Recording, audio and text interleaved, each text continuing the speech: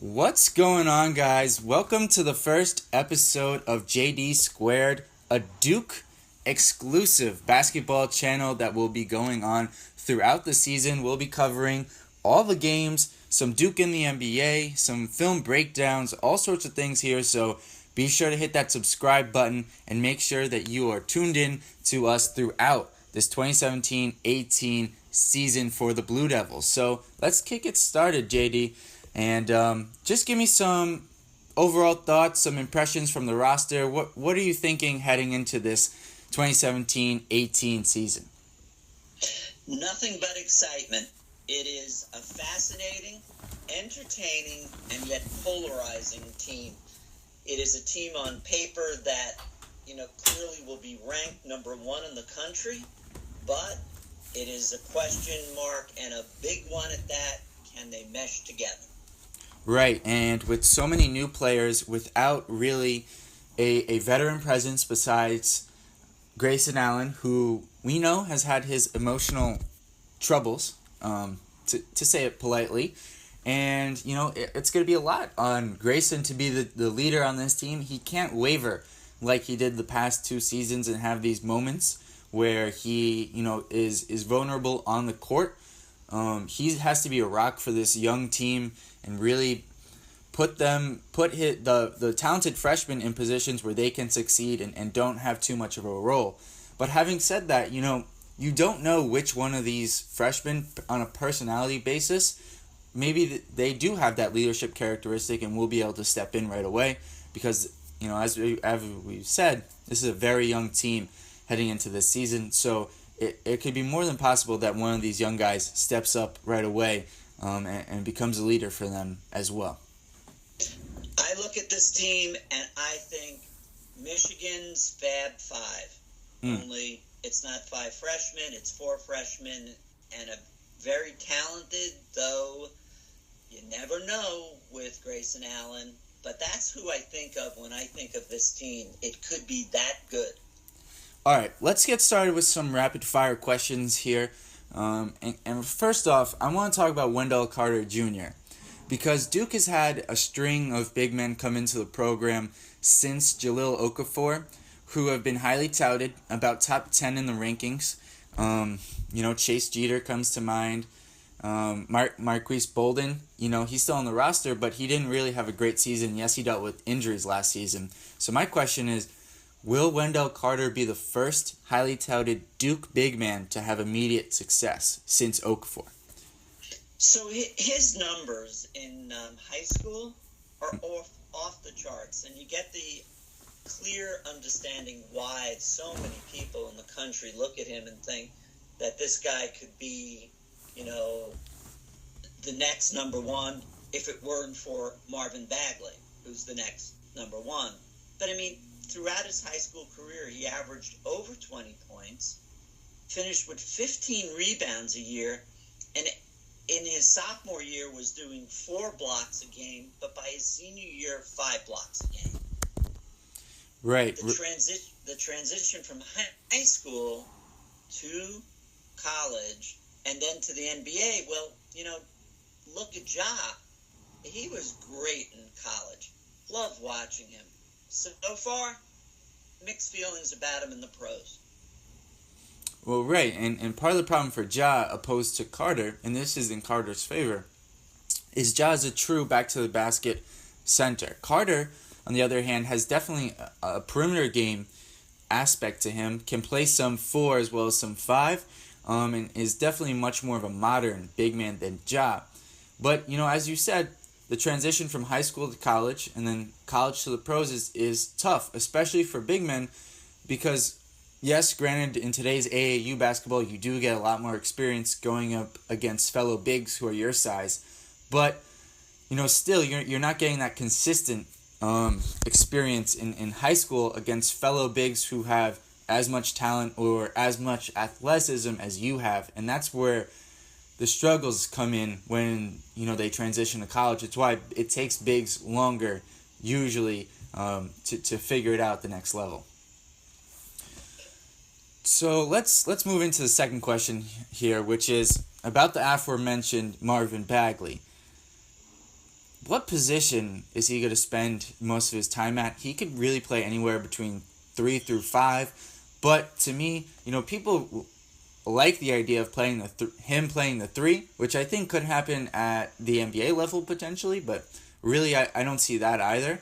I think he's going to spend most of his time at the 4, at the 5, but I wouldn't be surprised to see him a lot at the 5, maybe 30-25%, because Coach K loves to play many guards at a time, and if he can get away with it, if Bagley rebounds like I think he should, he's going to do it. And so it depends on, does Wendell Carter force himself into minutes at the 5? And I think that's going to be the question. How good does Carter play? And Bolden and Frankovic, and we'll see what happens with some of these other guys. We'll talk about them later. But I think that's going to be the dependency, as well as the track record from Coach K. He loved playing Parker a lot at the 4 and the 5. He played Ingram pretty much exclusively at the 4, and sometimes at the 5. And so and Tatum played at the 4. And Bagley's taller than all of these guys, but he plays a similar position to them. Well, here's a couple observations on Bagley. First of all, you know that I'm not a big fan of this whole reclassification, and there's been so much written about it. So the question is he or isn't he really ready at the next level? No question he's got talent, just like Wendell Carter. But I think he's just under 200 pounds. Maybe he'll put on a bit more weight, and therefore you got to wonder how much he could bang at the 5 spot. I got him at 230. Well, okay. I had him a little lighter, but that doesn't matter insofar as we'll find out how hard he can bang, because he's still young.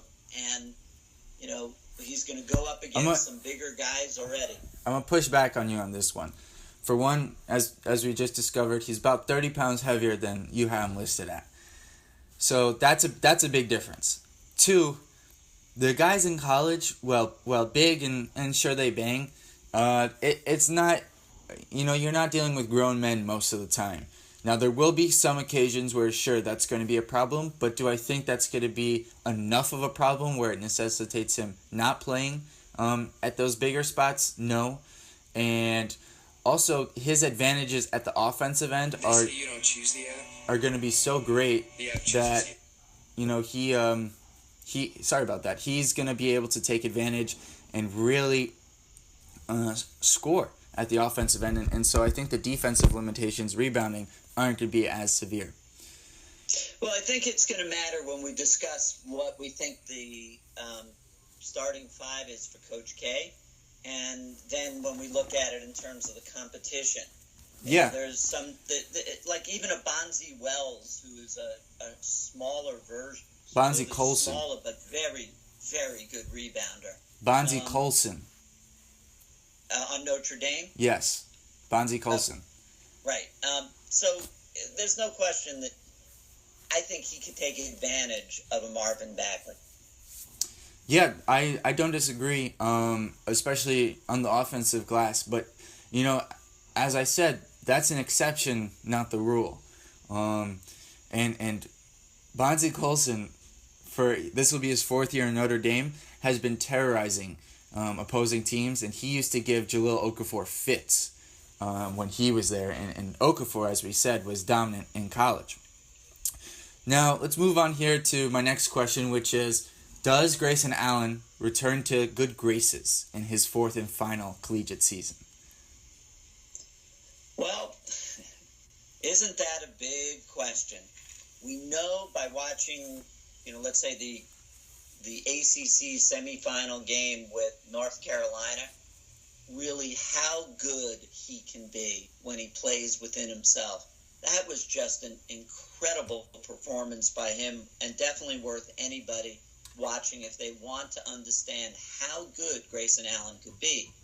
The problem is, as we know, which Grayson Allen is it going to be? Is he going to be willing to share the limelight for the good of the team? This is something we saw Quinn Cook do when Tyus Jones came. And will Grayson Allen be able to say, I will be willing to be a leader, but share with these incredibly talented freshmen, which he'll have to do, but we don't know yet.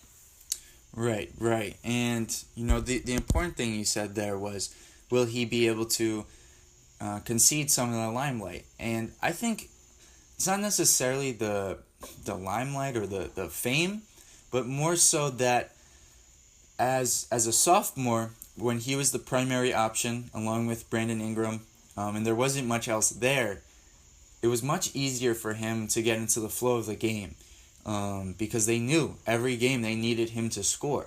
And Luke Kennard was not nearly the player that he was his sophomore season. But then when there was more talent around him as a junior, he really struggled in terms of fitting into the team and finding his role throughout the season. And yes, some of that was the ankle issues and the tripping incident, but really fitting in and finding his role took him a long time. And as you said, until that North Carolina game was in the ACC tournament was a great example, and the one where he put up 7 threes, of him figuring out what his role should be on this Duke team. And that's going to be important for him this season, because again, this is going to be a very young team, and we'll get in. Let's get into the starting lineup, and then we'll move into the rotation. A little flip flop here for you, JD. So between you got Trayvon Duval, who we talked about earlier in the video. You got Grayson Allen and Marvin Bagley. I think those are 3 surefire starters.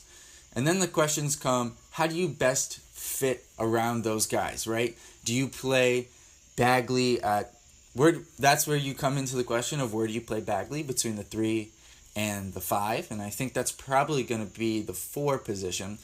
And so do you start Bolden at center, or do you start Bolden and Carter with Bagley at the 3? Do you start Carter and Gary Trent, which I think is the most likely combination, or do you maybe try to round out the group with a bit more spot-up shooting, so you add in a Jordan Tucker or an Alex O'Connell? All right, so I think it's time to get rid of the 1, 2, 3, 4, 5. And I Fair. think that every so often Coach K surprises us and is willing to do something very different. Because I see the starting lineup this way. I see Trey Duval, Trent, Grayson Allen all playing together and spreading out with Duval in the middle and Trent and Grayson on the wings. And then starting Wendell Carter and Marvin Bagley up front. You look at the competition in the ACC, that's the way to go. It's incredibly explosive, and it would be hard-pressed for any team to match up with the way that I'm suggesting this. And therefore, it's really a group of 3 guards with 2 very big, very talented forwards down low. No other team in the ACC has this. And that's the way I see it breaking out. Agreed, and as I said, that was the most likely combination with the athleticism that Carter and Trent possess. I think Trent is, I said the 3 guys earlier. I think Trent is about as likely to start because we've seen the perimeter-oriented Blue Devils of the past few years, and with his talent, I just don't see there being any real way that he doesn't get that starting opportunity. But, I will mention a couple concerns with this lineup. I did mention the possibility of rounding out the group with a Tucker or an O'Connell because, let's face it, besides Grayson Allen, are we really confident that Duval or Trent or these bigs in Bagley or Carter are going to be consistent three-point shooters? And so that is where some problems could come in. Now, having said that, defensively, that lineup should be very capable, should be able to switch, rebound, do everything you'd want, play pressure, and there's just a lot of potential in that lineup. As you said, the explosive nature of that grouping. So it won't take much for Coach K, because you have always said that, and this is always the problem there, that he likes a 7-man rotation. So that gives you the opportunity for Tucker and O'Connell to be part of it, or even Jordan Goldwire. The problem is they're all freshmen. Right. So you don't know yet what's going to happen. And mixing and matching and everything, it's generally not the way Coach K likes to do it. It's 7 guys, and that's about it. Right, so let's get into who we think those 7 guys will be. This is a crapshoot projection, fellas, and really, when you look at it, we mentioned the 5 guys who I think are the most likely to start, and Coach K will do his thing. He'll play 8 to 9 guys. You know, you'll see everybody before ACC play, but once we get to the conference, it's going to shrink down to 7. So, JD, we got our boys in the front court. We got Jack White, we got Javin DeLaurier, we got Vrankovic, and the aforementioned O'Connell and Tucker. And we haven't really even talked about the returning center, Marquise Bolden. So, who do you think? Who do you think is going to be the last 2 guys filling out this rotation?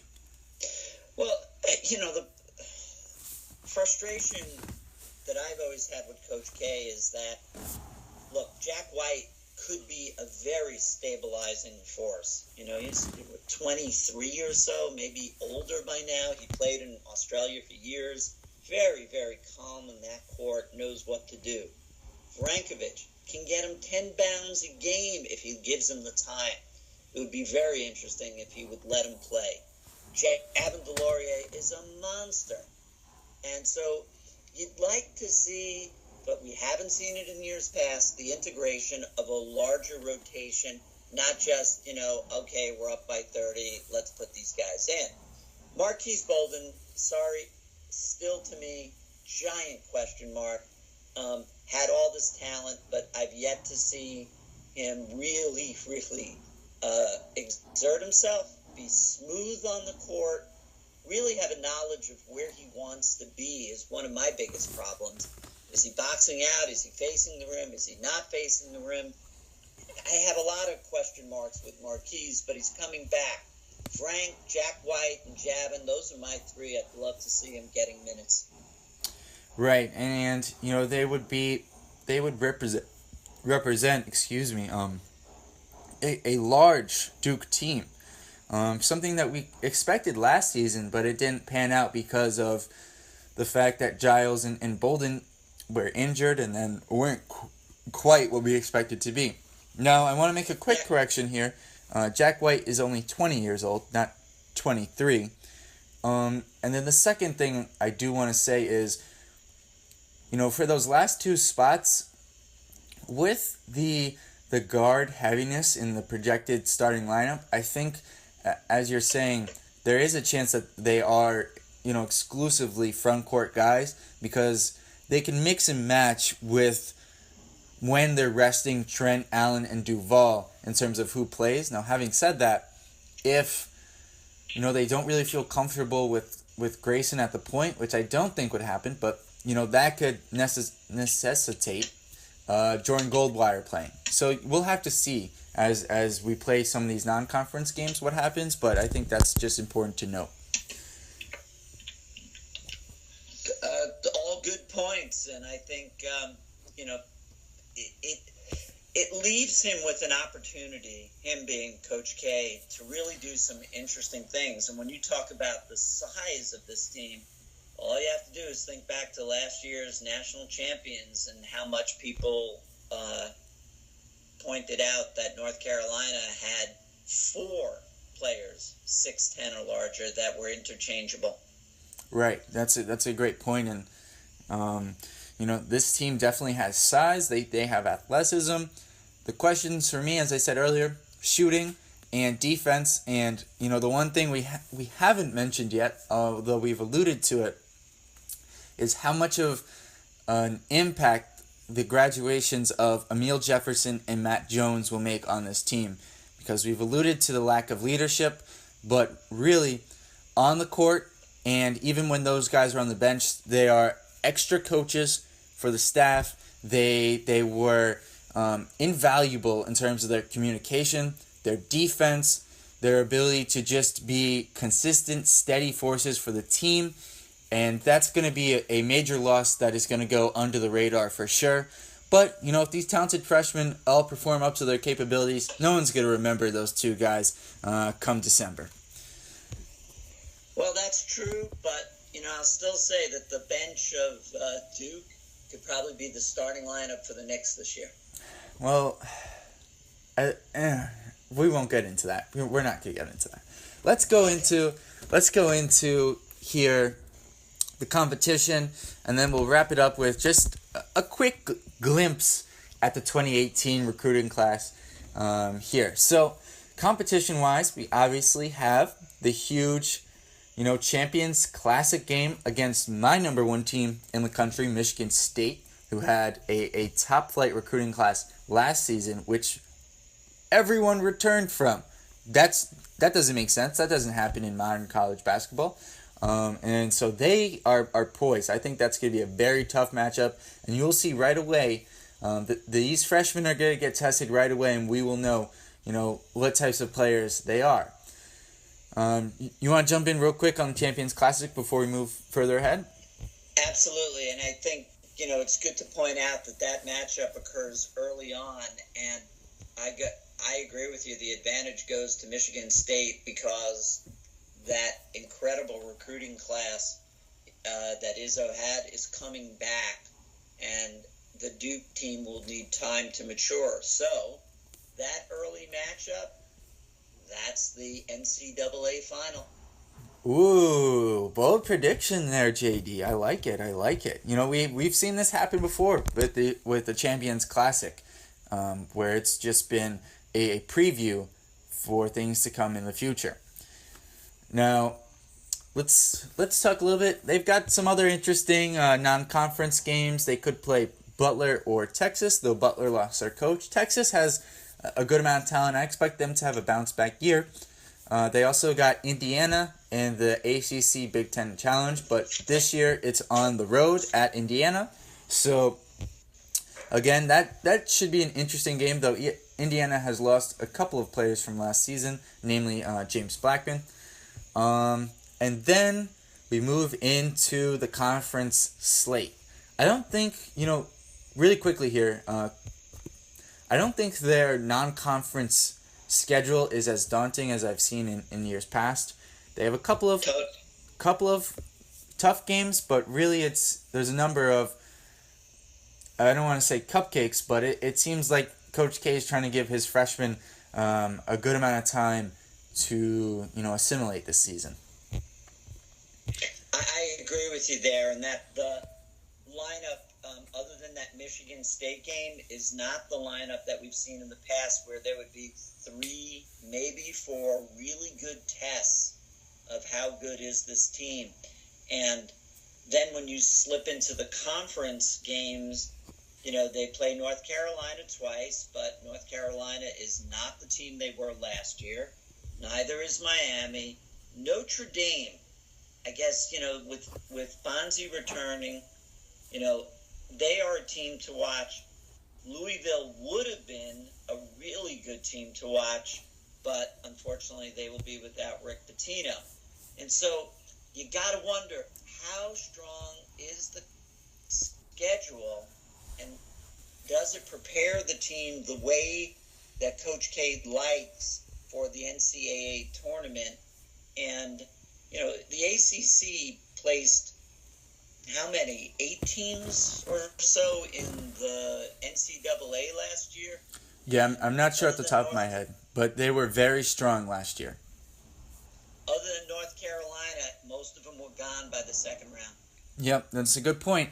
And really quickly here, I want to mention, one, I think Miami is going to be pretty strong this year. They have a great sophomore point guard, Bruce Brown, who I think is going to take the next step this year. It's just a question of if Jaquan Newton will get out of the way for Miami. But they are a little bit embroiled in this scandal that has taken down Louisville and a couple of other universities. So that could definitely be have an impact on their season. As you said, overall the conference is down. North Carolina shouldn't be as strong. I don't expect Florida State to be as strong. NC State, weirdly enough, might do better this season just because they disappointed so strongly last year, even though they lost Dennis Smith Jr., which is not how that's supposed to work, but still could be. And then, as you alluded to, Notre Dame, I do think is going to be a good team this season, as well as you can never, never, never forget about Virginia with the way that Tony Bennett has put together that program. Each year they are strong defensively, and I think this year will be no different. But what I do think will be interesting for them is they have a couple of young guards, namely Kyle Guy, Jerome, who, especially in Kyle Guy, can be explosive scorers, and that's going to be a very different aspect to this Virginia team. Well, one of the other things that you pointed out last year was that the overall quality of the players in the NCAA last year was going to translate into one of the most impressive NBA drafts that we've seen in years. One where you were hanging on every pick in the first round. That hasn't happened in years. And this year, when you go through the talent and you look through all the teams, you just don't have that same feeling as you did last year, there are so many players that could make a difference and make it into the pros. You get very excited about Duke. You get very excited about Michigan State. Always, Kansas and Kentucky. But it's not quite the same feeling as last year. I would agree. I think the top level talent is assuredly there, but this is going to be a year in the NCAA where you have some of these veteran guys, as we alluded to, Bonzi Colson and Matt Farrell at Notre Dame, just to name one pairing, where those are going to be the teams that step up and play better. But you're not going to have you're not going to have powerhouse teams like, let's say, the 2015 year with the undefeated Kansas, or Kentucky, the outstanding Wisconsin team, and that Duke squad that won it all. But one of the things that makes this year so interesting is that, let's face it, JD, you and I are and always have been and always will be Duke fans. But most of the country, they're Duke haters. And this team, boy, if you want to be a Duke hater, this is a great team to hate. You've got, Grayson Allen, who is the poster child for every time he steps on the court, people are going to boo. They're just going to keep it up. It's not going to stop. And then the way in which they got their Marvin Bagley, they're going to crucify Duke for, bending the rules, although they didn't, but yet he was reclassified. They are going to, every time this Duke team steps on the court, no matter where they're playing outside of Cameron, they are going to be, there's going to be a sixth man on that court, and that is the fans. Well, of course, and that's how it is every season. And I don't expect this season to be any different. But as you said, Grayson's going to be in the limelight, and he's going to hear it. But let's wrap this up here, JD. I want to get into just some thoughts really quickly on the 2018 class for those of you who are still listening. Almost half an hour in here. And quickly, they've got two guys, as far as I'm concerned, or aware of, that are officially committed. Trey Jones, Tyus Jones' younger brother, point guard from Minnesota, and Cam Reddish, a wing prospect who's about 6'7", 200 pounds or so, ranked currently number 3 on ESPN. So you have already the makings of a very good class coming in with those two guys. The Trey Jones just obviously alludes to the fact that Grayson's graduating. Duval is probably going to be one and done. They're going to need a point guard. So you'll have Jones in Goldwire next year. So that's very promising. Two years in a row, JD will have a point guard. And then Cam Reddish is I'm excited about him. I always love when Duke gets these wings. They've turned into a wing producing school since they made this shift to the one and done guys. But last up, and the biggest guy here, R.J. Barrett, the wing prospect from Canada, the number one player who reclassified to the 2018 class. He is a special talent. He's ahead of Zion Williamson, who many people have heard of, the dunking sensation. But Barrett's game is complete, left-handed. He can do it all. If Duke lands him to go along with Reddish and Jones, the 2018 season will have even more hype than this season, for sure. But I've got one more for you. Yeah. Dark horse. Since I grew up in Queens, Archbishop Malloy's Moses. Remember the name Moses. He could take Duke to the promised land. He is a big guy, and Duke is already all over him. And he has a chance to join the three players you mentioned, and as excited as I am for this year, next year could even be more exciting. Right, Moses Brown is the player he's talking about there. So, all right, thanks for listening in, watching, whatever you're doing, to this first episode here, JD Squared, and be sure to tune in. We'll be back producing a lot of great Duke content as the season progresses here. We're out. Thanks.